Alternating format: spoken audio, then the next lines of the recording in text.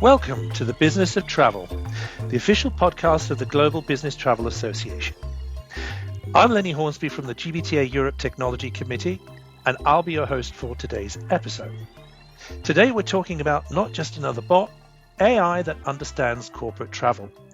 We'll explore how AI is reshaping not only booking changes and cancellations, but also how trips are paid for, how data flows between corporates, TMCs, and suppliers, and how new approaches like agentic AI can help us handle sensitive data responsibly.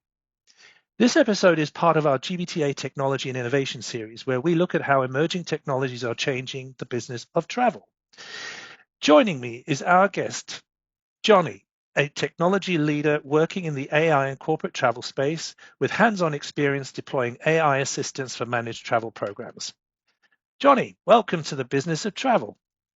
Thank you very much, Lenny, and thank you for having me on your show today. Oh, glad to have you. Before we dive into AI and corporate travel, let's start off with a couple of quick-fire questions so listeners can get to know you a bit. Window or aisle, and why? I am a window seater unless it's a very short flight. And the reason for choosing window is then I don't have to get up for somebody else who might need to get out of their seat.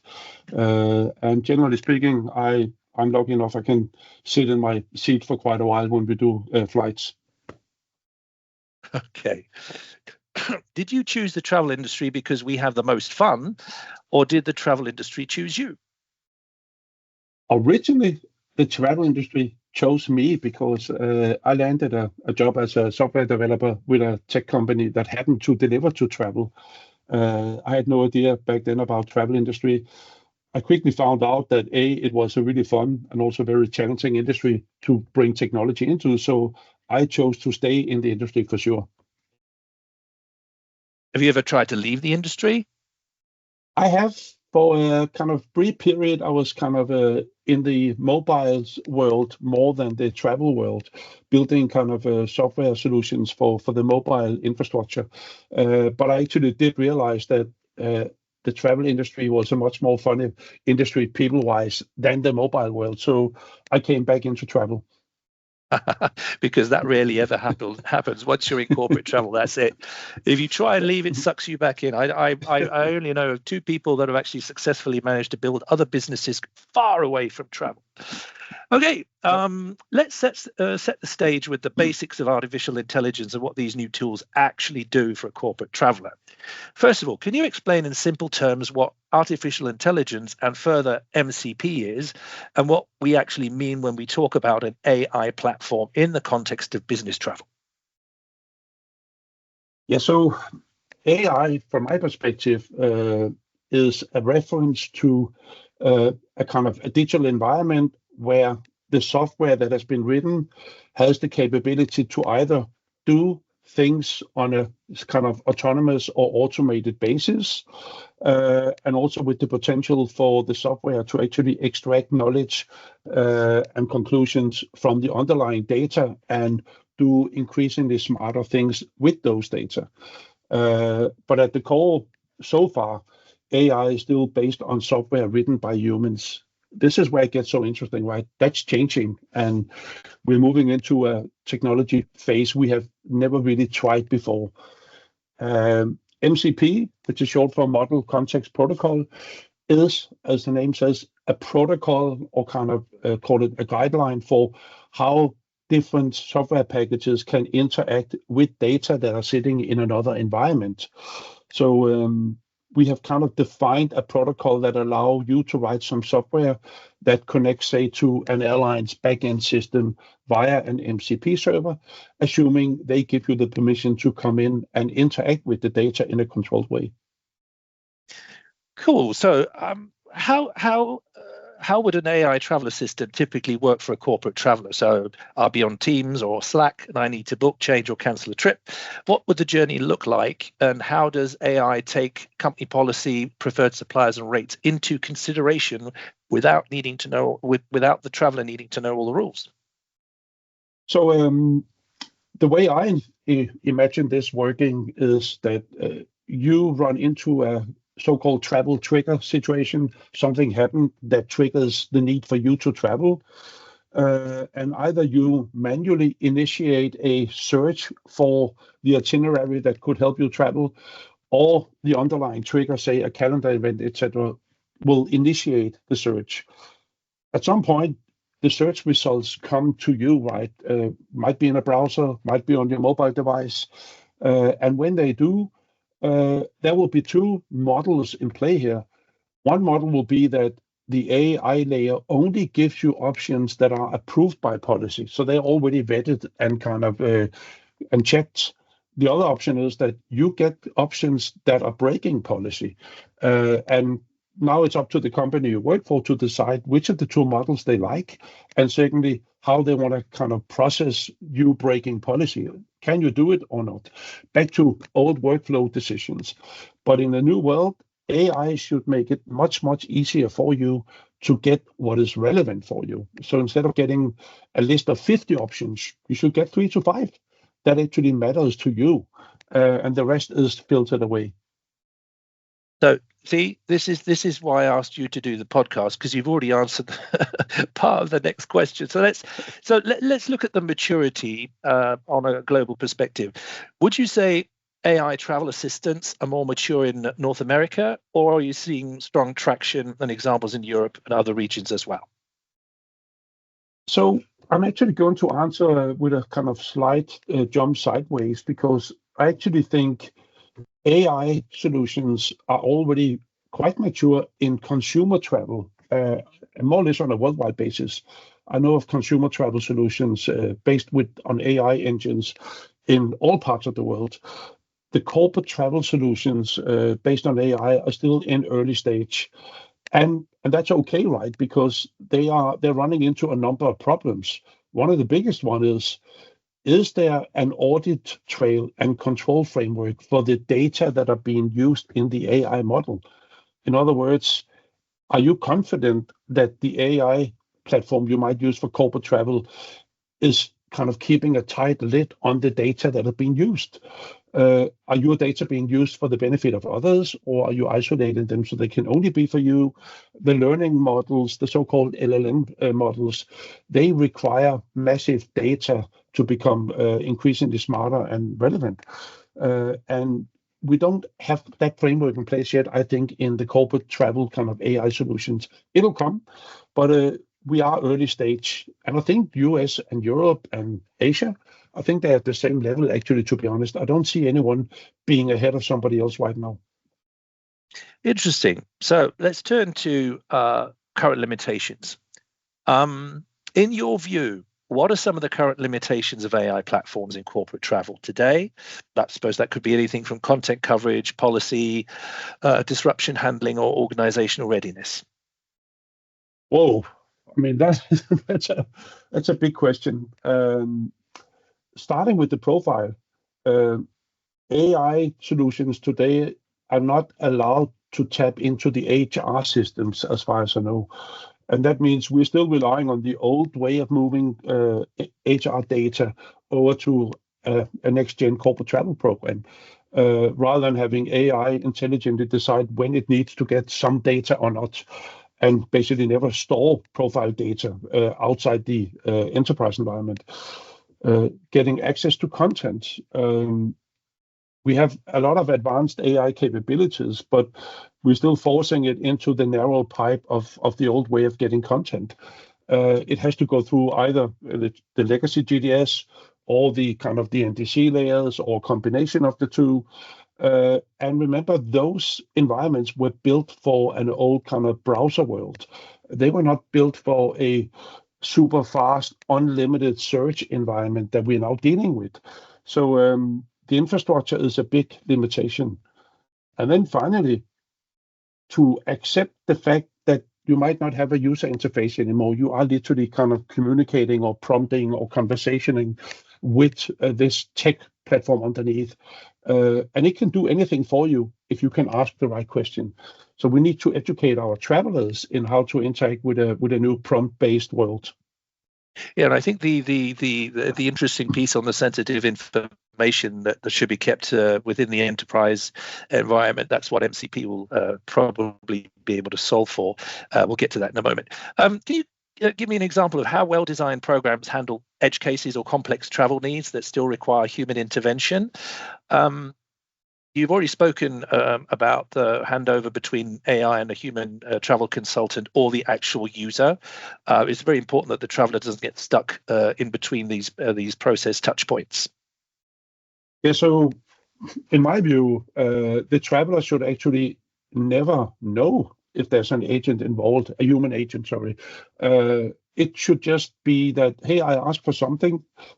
Turns out that the AI layer on its own cannot answer that question. So now it pops over to a human agent who will look at the prompt story, see what's happening, what the traveler is asking, and make the relevant work. And then the result will be pushed back in the channel to the agent, to the traveler.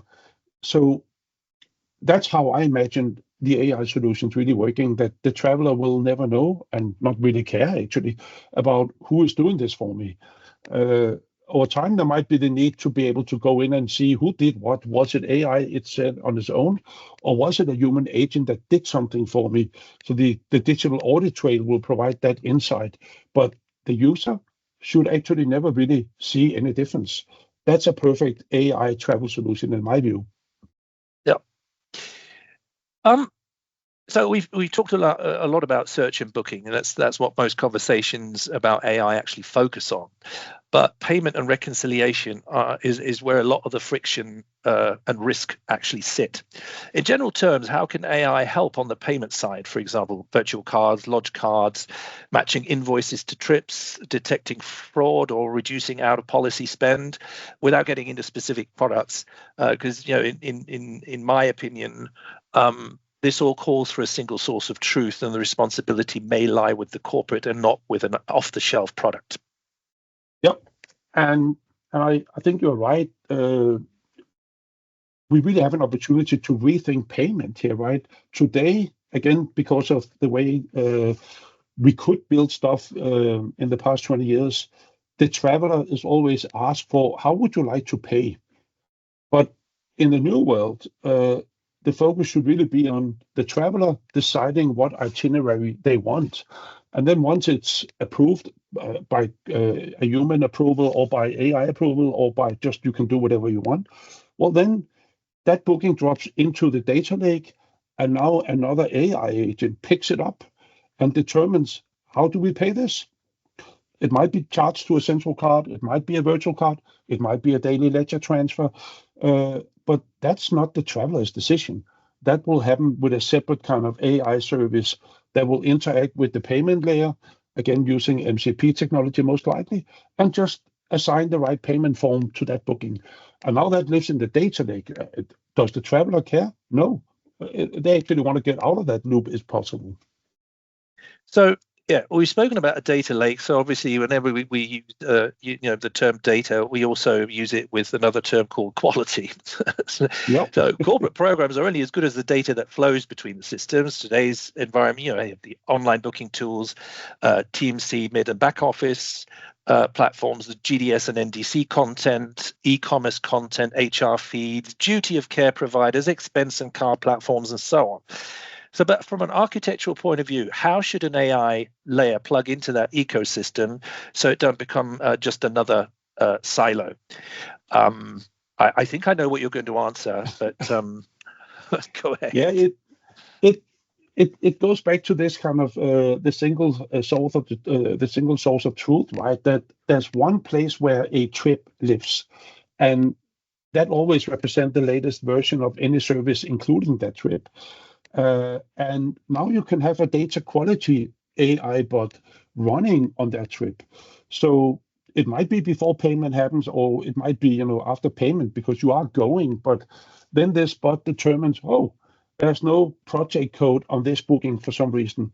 Now in the old world, that would have stopped the traveler from making the planning to begin with. But now that bot can just send a nice friendly message out to the traveler in the relevant chat channel and say, hey, looks like you forgot to enter the project code for this trip.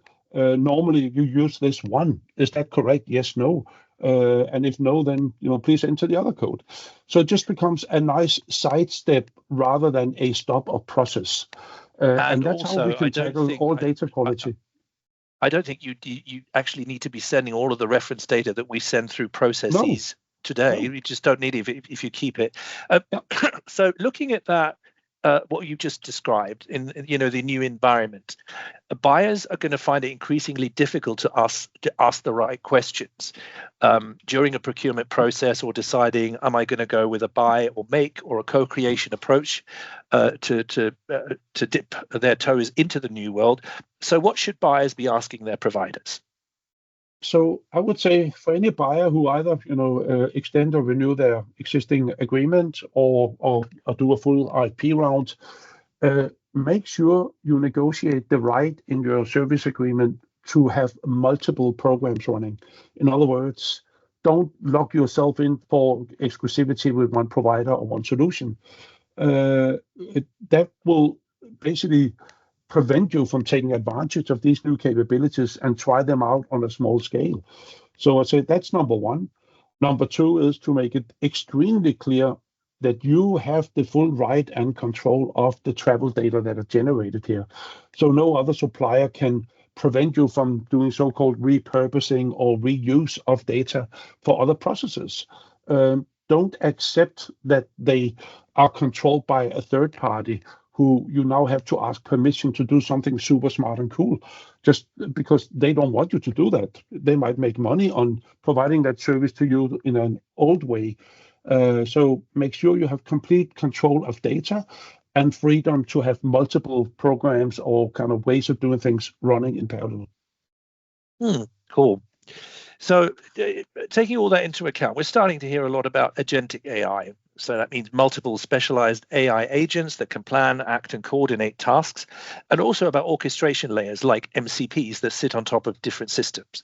So conceptually, how could agentic AI and MCP-style architectures help orchestrate a corporate trip end-to-end, from search to payment to reporting, and obviously in the back end to reconciliation, without forcing a user to jump between multiple tools, and also the corporate data that is involved, that's best kept in as we said, in one's own enterprise environment?